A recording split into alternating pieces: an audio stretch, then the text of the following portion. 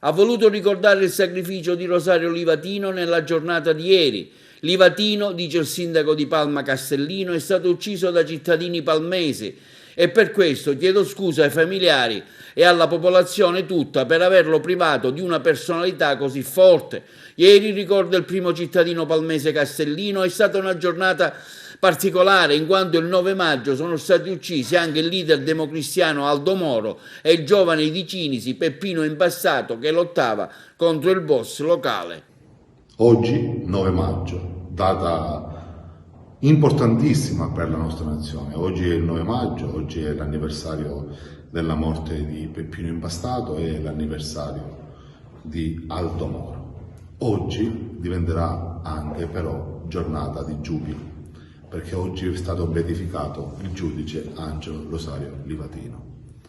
E in questa giornata che sta per diventare, è diventata per antonomasia una giornata dedicata ai martiri della legalità e ai servitori dello Stato, abbiamo la gioia, la città ha condiviso, Palma di Montechiaro tutta ha gioito per la beatificazione del giudice Livatino.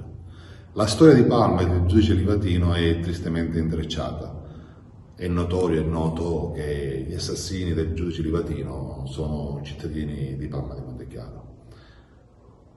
Il sottoscritto, sindaco, orgogliosamente sindaco di questa città, chiede però fortemente scusa ai familiari, alla comunità nazionale tutta per aver privato l'Italia e il mondo di un personaggio così importante e così forte, di una personalità veramente gigantesca, oserei dire, così forte che nei suoi scritti vi è già traccia di quella che poi oggi è stata di fatti celebrata, che è il suo surgere agli altari della nostra Chiesa.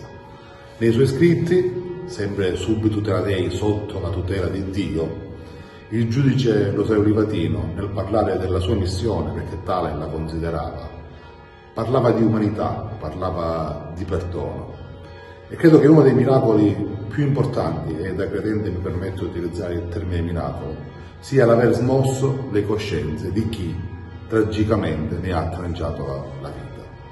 Non possono non essere in questo momento ricordate quelle azioni che hanno portato i killer, in particolare Gaetano Puzzangaro, a dire di non riuscire a trovare pace con la propria coscienza e di temere ancora di più del giudizio degli uomini, il giudizio di Dio per aver fatto del male a una persona così grande e così pura. Palma di Montechiaro celebra e celebrerà, come già fatto e come faremo nei mesi a venire, negli anni a venire, con forza il ricordo del giudice Livatino. Ancora sono davanti agli occhi gli eventi del 21 settembre, durante la candidatura di Palma Capitale, nella giornata dedicata al giudice Livatino. In quel momento Palma divenne capitale italiana del perdono, della cultura del perdono.